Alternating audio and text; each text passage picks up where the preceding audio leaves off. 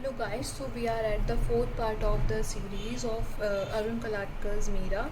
So let's start. When it is full, nearly to the brim, she climbs to the top and begins to dance within the narrow compass of the wicker bin like a Meera before her lord, a Meera with a broomstick for a lute. Shifting her weight from one foot to the other, she turns around herself. So now, when it is full, it means the trolley. When the trolley is full with the piles of trashes, nearly to the brim, nearly to the top, she climbs to the top. So now Meera climbs at the top of the trolley and begins to dance within the narrow compass of the wicker bin. So now she is trying to compress the trash. She has begun to dance within the narrow compass. So now we knew that trolley had two wicker bins, and now she has climbed on the top of a wicker bin, and she is now trying to compress the trash so that there is space for more. And now she has begun to dance in the narrow compass in this small area that is provided to her, like a Meera before her lord, a Meera with a broomstick for a lute. So now we can see the comparison and the irony. The comparison, strong comparison, I would say, strong comparison and irony. Strong comparison because this cleaning lady, a mere cleaning lady, is compared to the devotee of Lord Krishna, Meera. So they have nothing in common, but she is now compared to the Lord's devotee, the Lord's Bhakt, with a broomstick for a lute. So now the devotee Meera, Lord Krishna's devotee, Lord's devotee, always carried a flute that she would play to impress the Lord, to pay her offerings to the Lord. So she would play the flute and sing to the God as a prayers. And but the Meera that we have, the cleaning lady Meera, the municipality worker Meera, she has a broomstick for a lute. So these so we can also find it that these both things are made of wood, made out of bamboo or wood, and they both carry a different message. This broomstick is a burden for Meera. This broomstick is a burden for Meera, but the only source of earning her bread and butter. While this flute that we can see is a tool that Meera used to pray. It is a prayer tool or a musical tool that relaxes the mind of the listener and the player, the person playing it, the person listening to it. So this is a mode of entertainment, and this is a mode of tiring work. So now shifting her weight from one foot to the other, since she is at the top of the wicker bin on the trolley, she is shifting her weight from one foot to the other. At one time she is pressing with her left leg, and then she is pressing it with the right leg. She turns around herself by slow degrees. So she is moving around, she is turning around in slow degrees, in slow pace, giving her toes enough time to genuflect and offer obeisance to all the cardinal points. So now we can see that this act of crushing down or pushing down the garbage is compared to an act of prayer. So pushing of trash is compared to the prayer offering at the altar. right? So by slow degrees, so she is moving around in slow degrees, giving her toes enough time. So she is giving her toes enough time to genuflect and offer obeisance. So to genuflect means to bow down, to bend down on knees, to bow down on knees. Since we know that in Hindu culture, in Hindu religion, one bows down, one sits on on his knees to offer prayer, and offer obeisance means offer his prayers. So she is bowing down on her knees and offering her prayers, and it is portrayed as she is offering her prayers to all the cardinal points, to all the major points, to each of the 32 compass points in turn. So yeah, all the 32 compass points are all the points that so yeah, north, south, east, west. So all the points that a compass has are 32.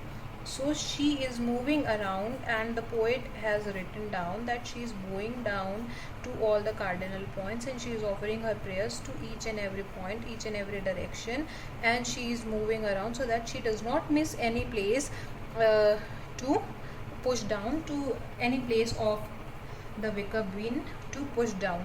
So yeah, this is a serious contrast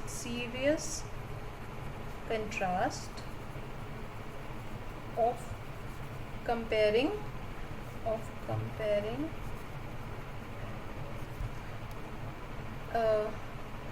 something like trash, something related to trash,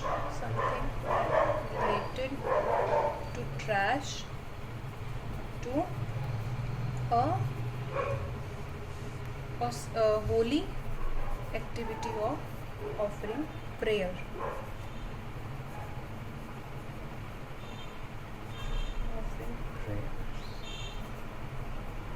So since her work is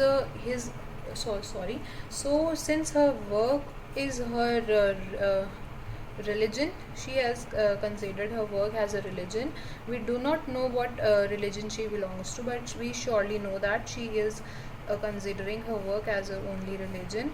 That is why she is portrayed as offering prayers while she is performing her duty. So yeah, her free arm raised in the air is a flamingo in flight. Since her legs are occupied, she has free arms. She has raised her arms up in the air, and the poet is portraying her arms in air up as high as a flamingo in flight, which is a bird who flies in the sky freely. So this free arm raised in the air is also a notion that she is somewhat feeling free and unbound. While performing her duty, she still finds a mean to relieve herself, to free herself, to feel free.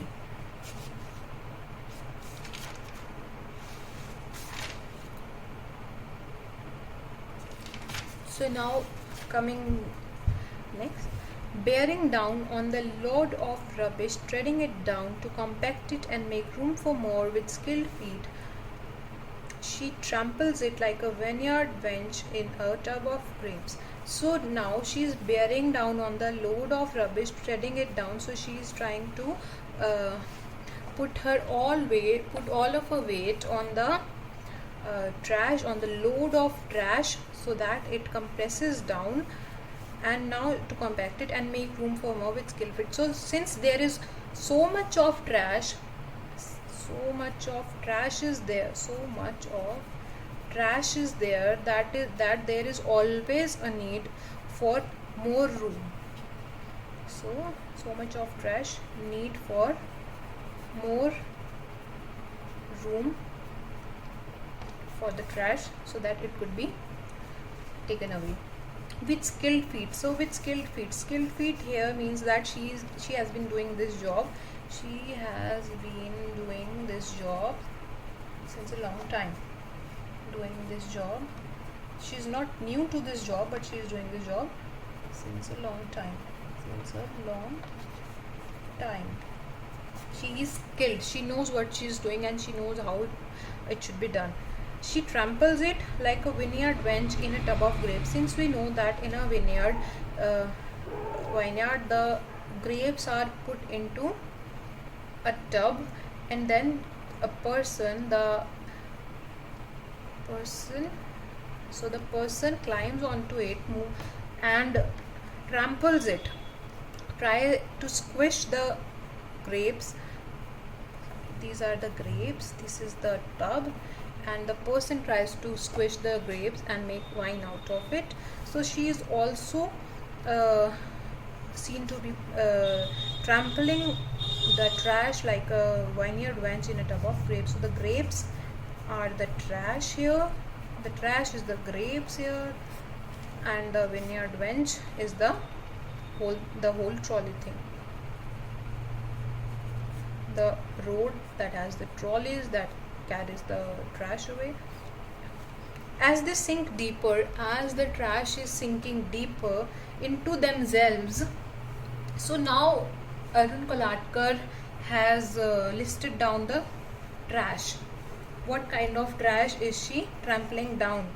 So as they sink deeper into themselves, the trash is sinking deeper into themselves only. Eggshells and dead flowers. So there are eggshells and dead flowers. Eggshells which are stinky, smelly, and dead flowers which once used to be very aromatic. Dry leaves and melon rinds. The dry leaves of the trees and the melon rinds, the remaining part of a melon which is thrown away. Breadcrumbs and condoms. Chicken bones and potato peels. So this is the non-vegetarian diet and the potato peels. So since we know that there are all kind of people who live in this society, so there are every kind of trash that is put into the trolley, that is put into the whisker bin. So start giving the essence. So this lot of trash now start giving the essence, exude the wine of worthlessness. So when someone squish the grapes, they start releasing their juice, releasing their nectar. So this is the process that we call the exuding of the wine. So this now, since we have compared the trash to the grapes, so now this lot of trash, this lot of quote unquote grapes has now started giving its essence of the wine.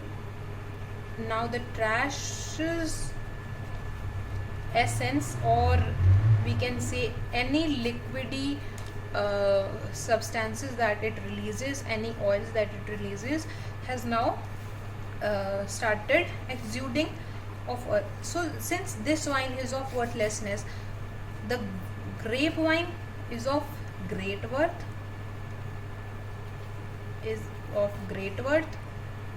but this wine is of worthlessness.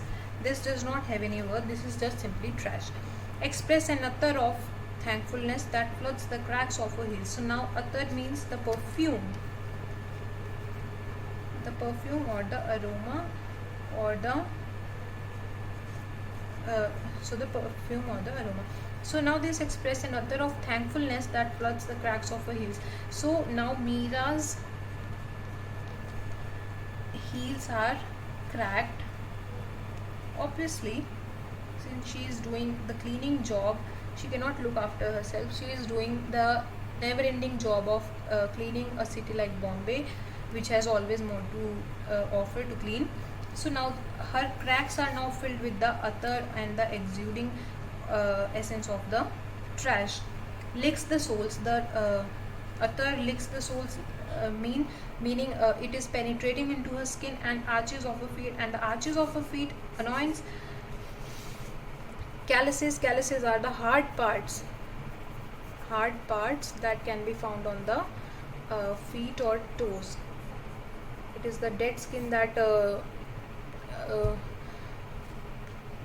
joins up on the feet and toes and rises between her toes. So now this attar is rising to the surface of the skin that it is touching, to her toes, to her arches of feet,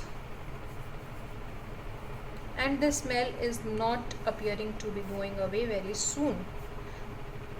So yeah, here the poem ends, concluding that even after performing such a tedious job of cleaning, she is not provided with any safety gears, no safety gears such as boots,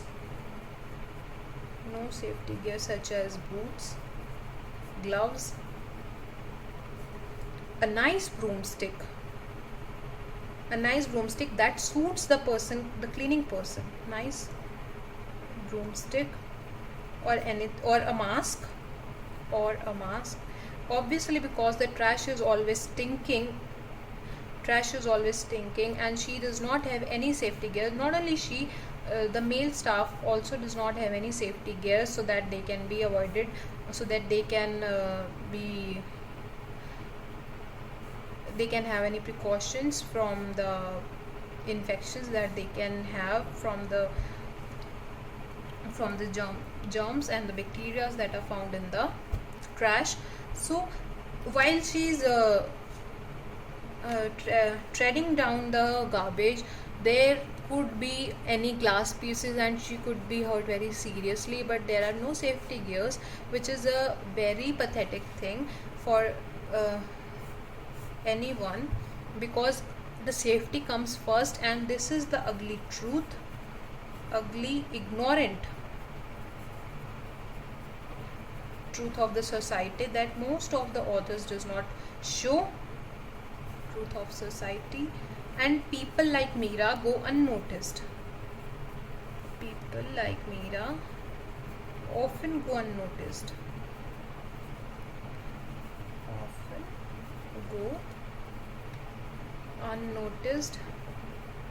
Even when they are performing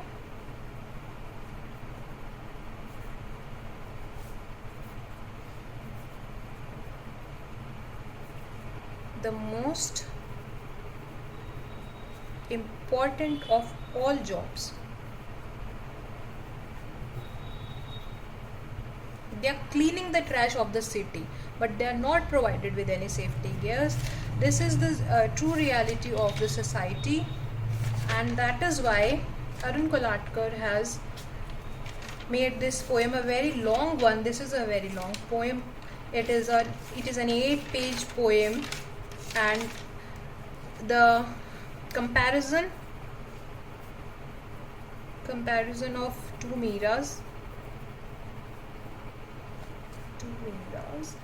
and the imagery, the personification,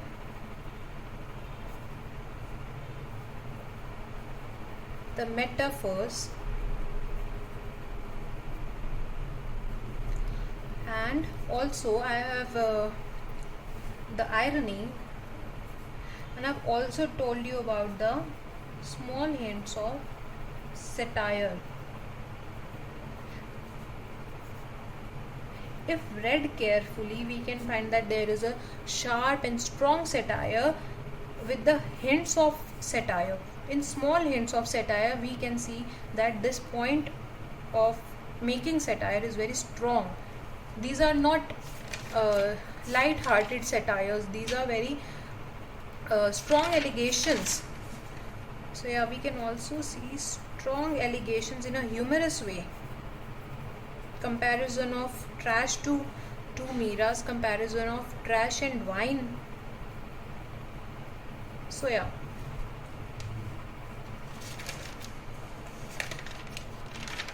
portrayal of the underdogs.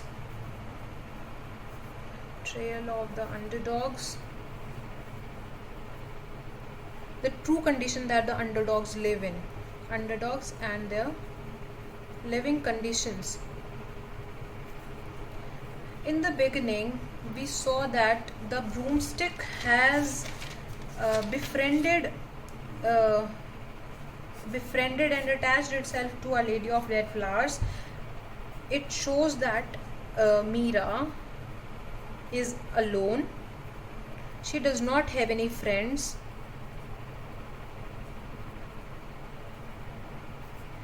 Which shows how lonely she is, how colorless her life is. So yeah.